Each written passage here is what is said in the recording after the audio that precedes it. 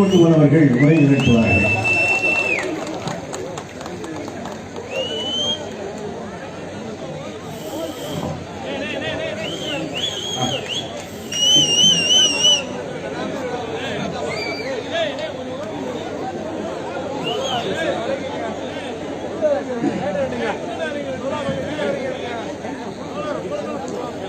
Marxist communist கட்சி, தீண்டாமை ஒழிப்பு முன்னணி இணைந்து நடத்துகிற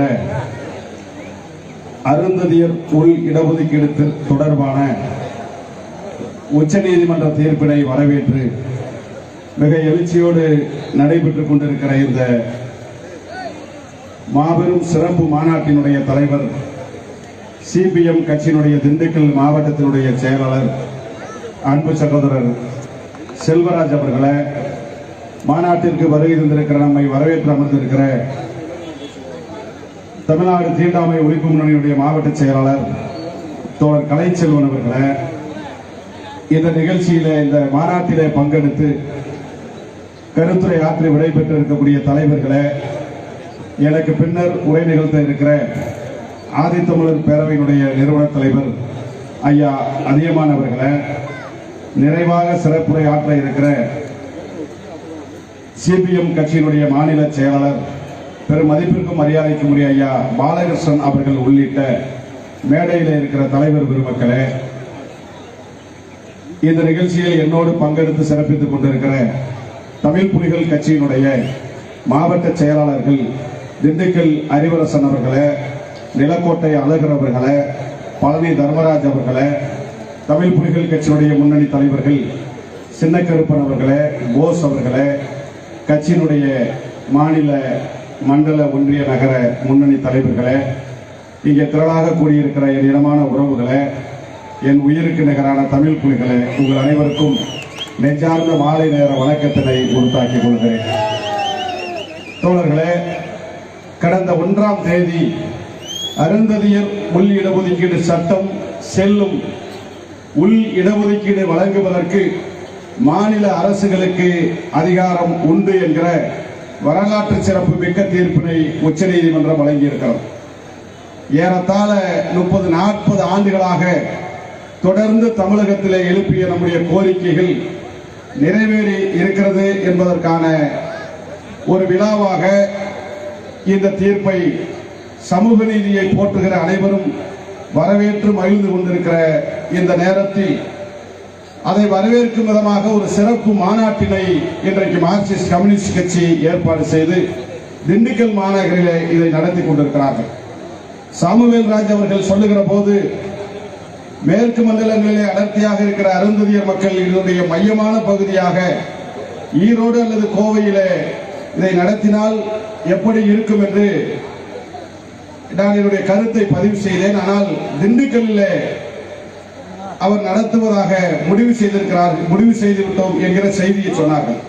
பிறகுதான் யோசித்து பார்த்தேன், உண்மையிலேயே இது திண்டுக்கல்லிலே தான் இந்த மாநாடு நடந்திருக்க வேண்டும், நடந்து கொண்டிருக்கிறது. ஏனென்றால் இந்த மண்ணிலே தான் ஐயா வரதராஜன் அவர்கள் பிறந்த மண்ணாக திண்டுக்கல் இருக்கிற காரணத்தினால் இந்த மாநாடு திண்டுக்கல்லிலே நடைபெறுவதுதான் மிக பொருத்தமாக இருக்கும் என்கிற ஒரு முடிவுக்கு நான் வந்தேன். ஏன் இதை குறிப்பிடுகிறேன் என்று சொன்னால், மார்க்சிஸ்ட் கம்யூனிஸ்ட் கட்சி தொடர்ச்சியாக ஒடுக்கப்பட்ட மக்கள் எங்கெல்லாம் பாதிப்புக்குள்ளாகிறார்களோ அங்கெல்லாம் தன்னுடைய கரத்தை அங்கே வலுப்படுத்திக் கொண்டிருக்கிறார்கள். இந்த இடஒதுக்கீட்டிலே மார்க்சிஸ்ட் கம்யூனிஸ்ட் கட்சியுடைய பங்கு எவ்வளவு மகத்தானது, முக்கியமானது என்பதை நாம் சொல்லித் தெரிய வேண்டியது இல்லை.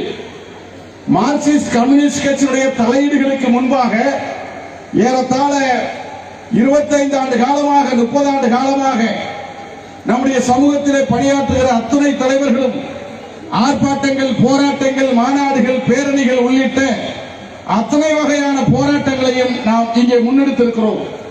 ஒரு மணிக்கு மேலே வழக்குகளை சந்தித்திருக்கிறோம். பல்வேறு அரசினுடைய நெருக்கடிகளை சந்தித்திருக்கிறோம். ஆனால் 30 ஆண்டு காலத்திற்கு மேலாக தொடங்கிய நம்முடைய போராட்டம் ஆளுகிற அரசினுடைய செவிகளுக்கு எட்டவில்லை என்கிற ஒரு நிதர்சனமான நிலை அன்றைய காலகட்டத்தில் இருந்தது. அன்றைய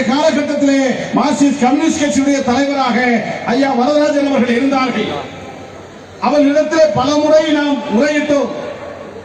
அருந்ததியர் உள்ளிட ஒதுக்கீட்டிற்கான இந்த கோரிக்கையை வெல்லுவதற்கு வெறுமனையாக அம்பேத்கர் தான் போராட வேண்டுமா அல்லது அருந்ததியர் இயக்கங்கள் மட்டும்தான் போராட வேண்டுமா?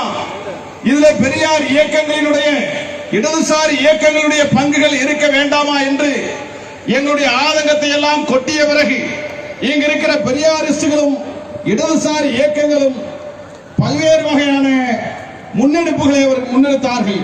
ஆனால் அதில் குறிப்பாக மார்க்சிஸ்ட் கம்யூனிஸ்ட் கட்சியை சார்ந்த ஐயா வரதராஜன் அவர்கள் அருந்ததியருக்கான உள்ளிட ஒதுக்கீடு என்கிற இந்த கோரிக்கையை மட்டுமே தனித்த ஒரு இயக்கமாக கருத வேண்டும்.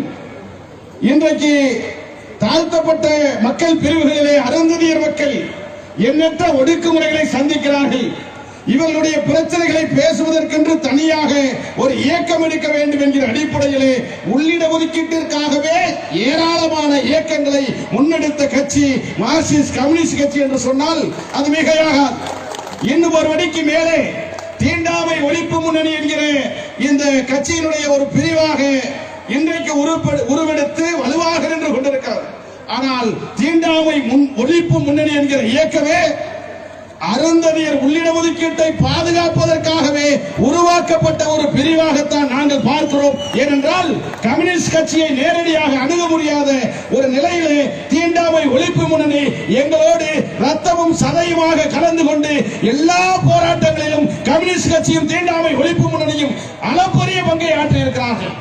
30 ஆண்டு கால எங்களுடைய போராட்டம் அன்றைக்கு இருந்த திராவிட முன்னேற்ற கழகத்துடைய தலைவர் கலைஞருடைய காதுகளுக்கு கொண்டு சேர்த்த பெருமை ஐயா வரதராஜன் அவர்களுக்கும் மார்க்சிஸ்ட் கம்யூனிஸ்ட் கட்சிக்கும் உண்டு.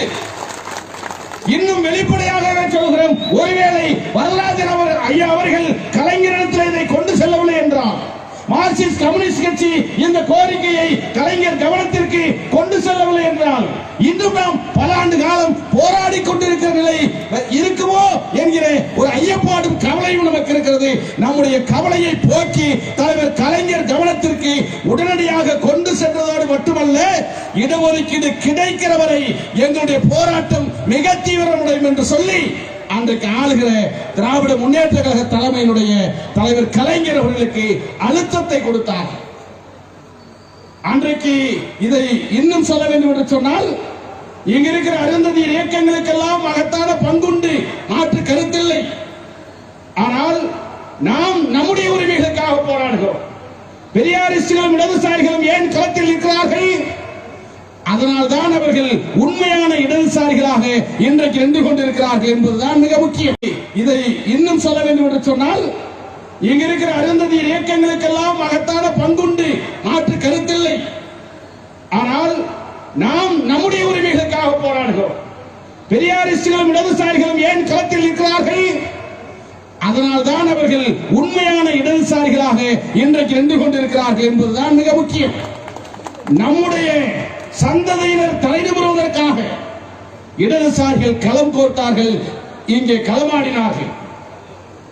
அந்த காலகட்டத்தில் 2008, 2009, 2007 தொடர்ச்சியான போராட்டங்களை எடுத்ததனுடைய விளைவாக தலைவர் கலைஞர் அவர்களுக்கு கவனத்திற்கு கொண்டு செல்லப்பட்ட போது ஏராளமான எதிர்ப்புகள் வந்தார்கள். அருந்ததியர் மக்களுடைய இடஒதுக்கீடு என்கிற பெயரிலே பட்டியல் சாதி மக்களுக்குள்ளே பிளவுகளை உருவாக்குகிறார்கள். பெரியாரிஸ்டுகளும் இடதுசாரிகளும் குழப்பத்தை உண்டு செய்கிறார்கள். குறிப்பாக மார்க்சிஸ்ட் கம்யூனிஸ்ட் கட்சி தாழ்த்தப்பட்ட மக்களை பிளவுபடுத்துவதற்கான முயற்சியிலே ஈடுபடுகிறார்கள். அருந்ததியர் மக்களுக்கான இடஒதுக்கீட்டை தர வேண்டும் என்று சொன்னால் பல்வேறு முன் நிபந்தனைகளை முன்வைத்தார்கள். ஆனால் கம்யூனிஸ்ட் பேர் இயக்கம் சொன்னது, எந்த கோரிக்கைகளை முன்வைத்தாலும் முதலில் வழங்க வேண்டியது உள்ளிட ஒதுக்கீடு, முதலில் வழங்க வேண்டியது அருந்ததியருக்கான இடஒதுக்கீடு என்கிற முனைப்போடு நின்றார். தலைவர் கலைஞர் அவர்களிடத்தில் எடுத்து சொல்லுகிற போது ஐயா வரதராஜன் அவர்கள் ஒரு தாய் இல்லத்தோடு ஒரு தாய் புலி எப்படி குட்டியை கவி ஒரு இடத்தில் இருந்து மற்றொரு இடத்திற்கு கொண்டு சேர்க்குமோ அந்த அளவிற்கு கவனமாக இந்த அருந்ததியர் இடஒதுக்கீட்டு கோரிக்கையை கவனமாக அருந்ததியர் தலைவர்களிடத்தில் கொண்டு சென்று கலைஞருடைய கைகளில் ஒப்படைத்தார்கள். அன்றைக்கு கலைஞர் ஆந்திராவிலே கொடுக்கப்பட்ட சட்டம் ரத்து செய்யப்பட்டிருக்கிற போது, பஞ்சாபிலே வழங்கி இருக்கிற இடஒதுக்கீடு ரத்து செய்யப்பட்டிருக்கிற போது தமிழகத்திலே தர சொல்லுகிறீர்களே அது எப்படி சரியாக வரும் என்று வரதராஜன் ஐயா அவர்களை பார்த்து கேட்டபோது சொன்னார்கள், இந்தியா பல தீர்மானங்களிலே, பல சட்டங்களிலே, பல மாநிலங்களுக்கு முன்னுதாரணமாக இருந்திருக்கிறது. அதே போல நீங்கள் அருந்ததியருக்கு வழங்கி இருக்கிற இந்த சட்டம் இந்தியாவிற்கு ஒரு முன்மாதிரியாக வழங்க வேண்டும் இருக்கும் என்கிற அடிப்படையிலே புதிதாக சில ஆலோசனைகளை வழங்கி இன்றைக்கு நம்முடைய கைகளில் நின்று கொண்டிருக்கிற இந்த உள்ளிட ஒதுக்கீடு சட்டம் தனித்தனியாக வகைப்படுத்தாமல் 3 விழுக்காடு முன்னுரிமை அடிப்படையில், ஒருவேளை 3 விழுக்காட்டிலே அருந்ததியர்கள் பயன்பெற முடியவில்லை என்றால் இதர பட்டியல் சாதிக்காரர்களும் இங்கே வந்துவிடலாம். ஒருவேளை அருந்ததியர்கள் 3க்கு மேலே வந்துவிட்டால் 15 நீங்கள் பங்கு பெறலாம் என்கிற உச்ச நீதிமன்றமே குழம்பாத வகையிலே, உச்ச நீதிமன்றமே தடை செய்ய முடியாத வகையிலே மிக அற்புதமான ஒரு உள்ளிட ஒதுக்கீடு சட்டத்தை மிக கவனமாக கையாண்டு கொடுத்தவர்கள் மார்க்சிஸ்ட் கம்யூனிஸ்ட் கட்சியை சார்ந்தவர்கள். அதை கச்சிதமாக கையாண்டது திராவிட முன்னேற்ற கழகம்.